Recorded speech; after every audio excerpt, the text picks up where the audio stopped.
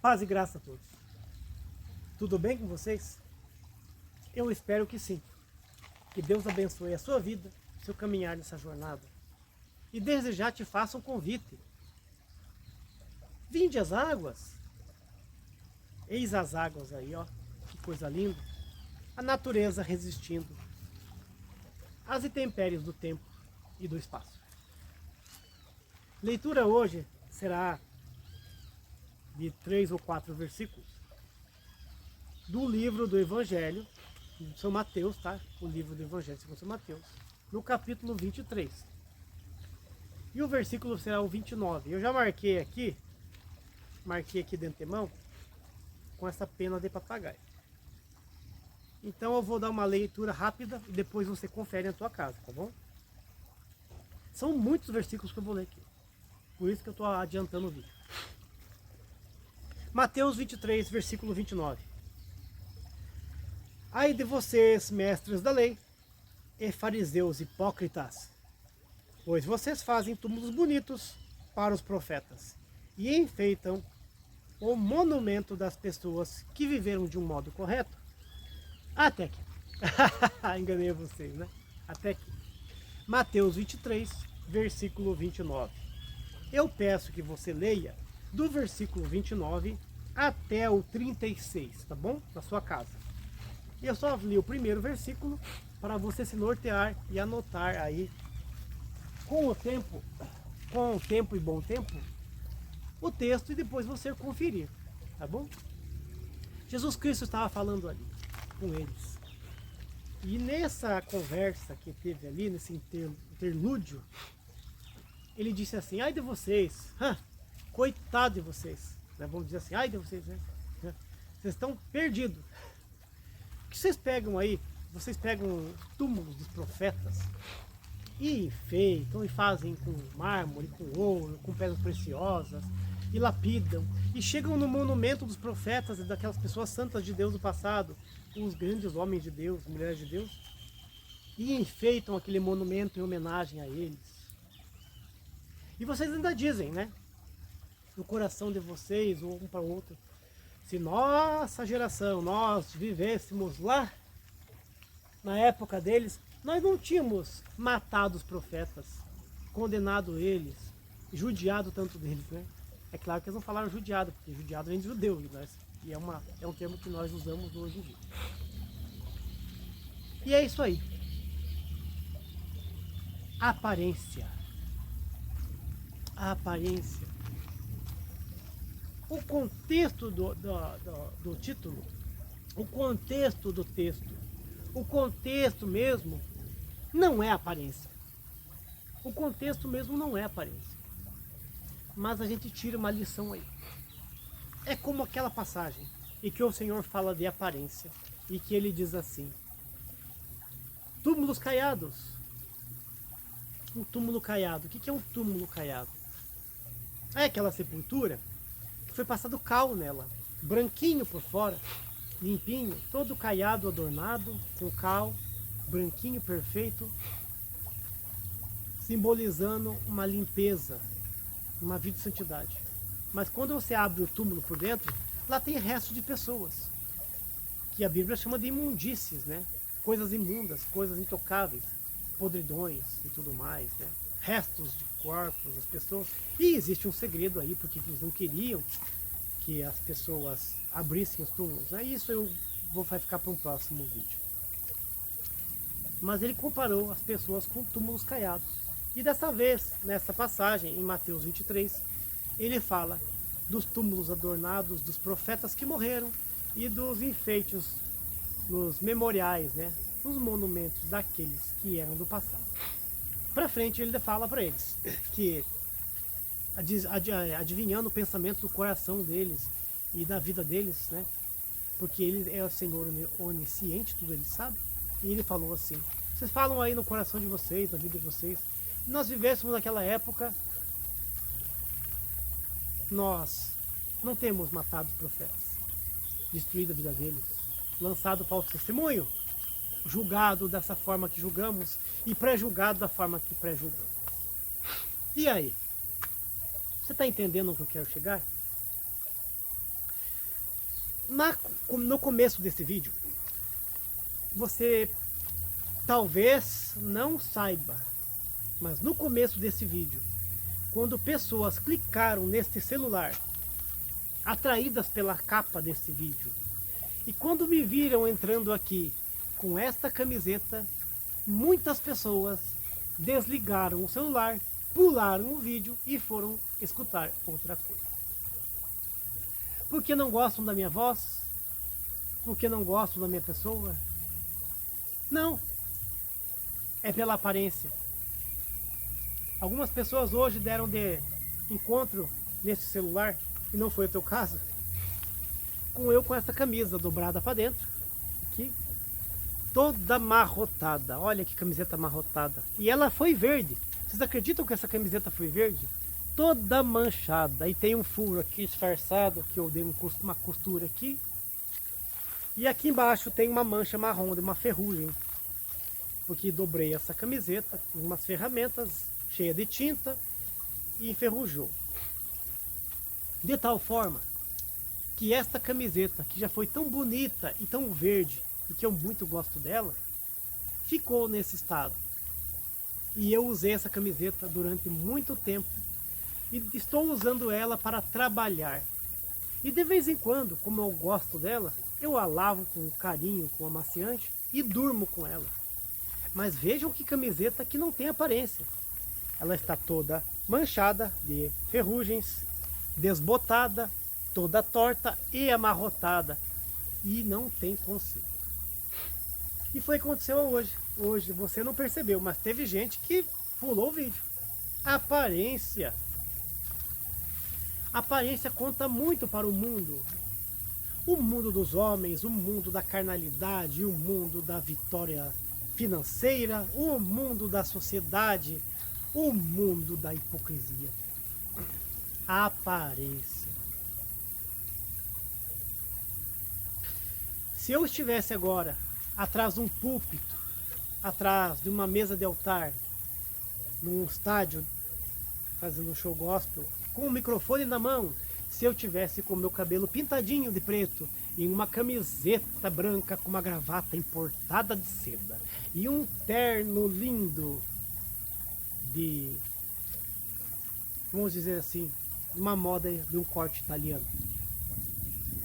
Prendedor de gravata, com pedra preciosa ou semi-preciosa, botoduras, o anel de grau da teologia que está guardado lá no meu armário.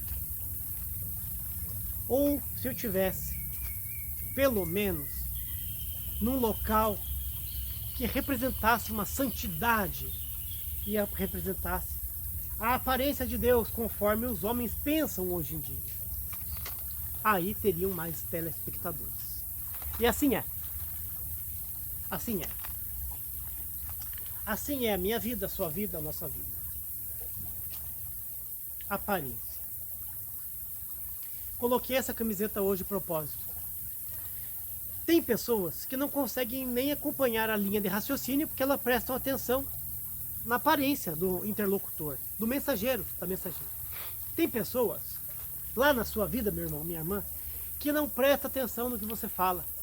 Eles prestam atenção no que você come, no que você veste, do como você veste, na sua casa, se tem uma tábua caída lá, se tem um vaso de flor torto, se o teu cachorro é feio, se os seus filhos correm pela casa. Eles prestam atenção em tudo, na aparência, mas não conseguem muitas vezes prestar atenção na pessoa especial que você é, meu irmão, minha irmã, na pessoa que você mostra ser, nas suas atitudes e nas suas palavras, no bom exemplo de vida que você é. Porque a aparência conta muito. E nós somos pessoas pecadoras, imperfeitos, e nós fazemos isso dia a dia e de cotidiano. Após a leitura desse trecho, dessa passagem da Bíblia, e após conversar com vocês agora esses pequenos minutos, eu gostaria que você tivesse paciência comigo para devagar, né? Devagar e vagar. Olha que bonito, devagar e vagar. Sobre um ocorrido da minha vida. da qual eu sou testemunha fidedigna, porque eu vi e presenciei.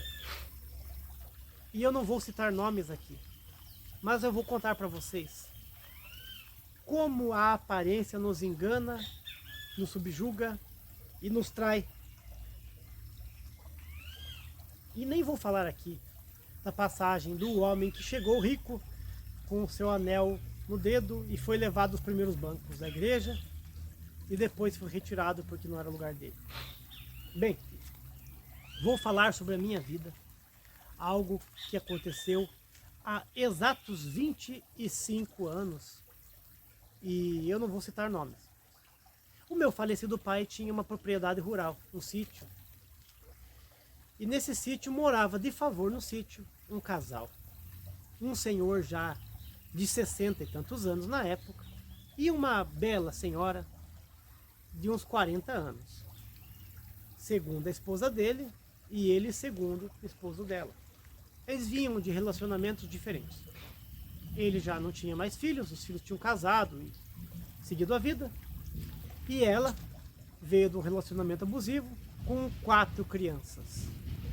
E numa pobreza total. E nessa época o meu pai tinha um comércio aqui em Curitiba. E meu pai instalou ele lá, na chácara dele, no município próximo. E fez uma casinha para nós irmos morar lá e passear lá. E nós nunca usamos. Aquela casa sempre foi desse senhor, dessa senhora. Caseiro, né? Uns falam comodatário, caseiro.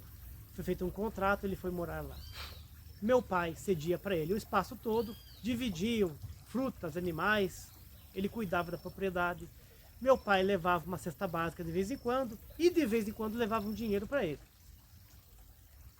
E aquele casal viveu lá durante muitos anos. E nesse período em que esse casal viveu lá, essa senhora levou com ela, né, um filhinho bem pequenininho. Mas pequenininho, muito pequenininho. E eu tinha lá meus 15 anos, ou sei lá, 18 anos, não lembro mais, faz tantos anos. Mas eu não consigo me recordar a idade do menino na época. Eu creio que ele tinha entre 7 ou 9 anos. Mas ele não tinha crescido o suficiente, porque ele era muito pequeno, fraco, raquítico. Certa vez, eu retirei da cabecinha dele 5 bernes. 5 bernes da cabeça desse menino. Berne, para quem não sabe, é uma larva de mosca que botou na cabeça dele. E dos dedinhos da mão dele, eu pegava uma agulha e retirava pulgas. Ninhos de pulga. Casinhas de pulga. Que nós chamamos hoje em dia, vulgarmente, de morangas. Que são aquelas colônias onde a pulga bota entre os dedos, as unhas das crianças, no pé, na mão. Alguns lugares do Brasil chamam-se bicho de pé, que é uma pulga, ela bota, faz muitos ovos ali para procriar.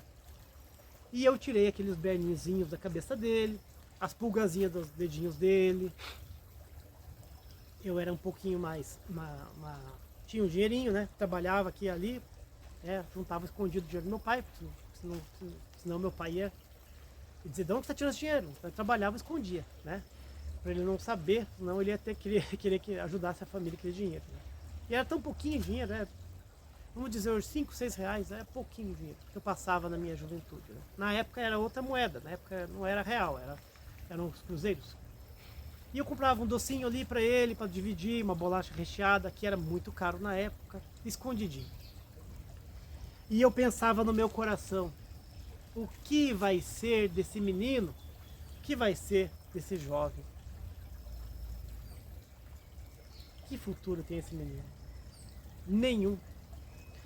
Morando de favor, roupinha toda rasgadinha, a calça rasgada e recosturada com tecidos diferentes. Aquele menino não precisava nem colocar um traje católico lá de festa de São João, porque ele já vivia como sendo um caboclinho do mato. E eu não vou dizer o nome dele, mas a gente chamava ele de Jequinha. Era um apelidinho carinhoso, tinha o Jequinha, porque ele parecia mesmo um Mazarope, um Jeca Tatu do mato. E eu não tinha expectativa nenhuma na vida daquele rapaz. E convivi com ele até chegar nos 8, 9, 10 anos, não sei. Cheguei na minha juventude, me distanciei da minha família, eu fui para uma denominação religiosa, uma igreja, todo mundo sabe que igreja que eu fui na época, e cortei relação com a família me tocou de casa quando eu fui para essa religião. E passou os anos, essa família saiu lá da casa do meu pai e não sei para que lugar foram. Foram trocando de povoado e de chácara e de sítio e foram se distanciando, mas mesmo naquela cidade. E passou-se o tempo. E o tempo, ele é o senhor da razão em muitas partes da nossa vida. É uma forte expressão, tá? O senhor da razão é Deus, mas eu estou falando do tempo, né? O tempo nos ensina muito. E por volta agora de 2021, conversando com uma parente minha, que há muito tempo não via, perguntei: o que é feito do Jequinha? E essa minha parente me disse: o Jequinha? O Jequinha casou. Ele está trabalhando numa grande empresa, onde ele ganha um bom salário. Ele comprou a casa própria dele, já tem filhos. E é um homem de sucesso. E aquilo penetrou na minha alma. E aquilo entrou no meu coração. E eu muito julguei aquele menino. E eu dizia: o que vai ser desse menino? O que vai ser dessa criança no dia que o meu pai mandar eles embora daqui? E eu duvidei desse menino. Duvidei do futuro dele. E eu até comentei com meus irmãos: ele vai virar um mendigo. Vai virar mendigo esse menino. Se o pai tocar eles aqui, eles vão morrer de fome. O que vai ser essa pessoa? Sem estudo nenhum, sem um grau de estudo. Ele já estava lá numa certa idade, quando criança. E mesmo assim, não sabia nem ler e escrever direito. Mas ele se esforçou, ele correu atrás, ele lutou, ele batalhou. E eu não acompanhei essa vida dele. Passou-se o tempo. Eu sou uma pessoa pobre, pago aluguel até hoje. Moro de aluguel com minha esposa, né? Temos uma vida muito simples. E esse menino, hoje homem, tem uma vida espetacular.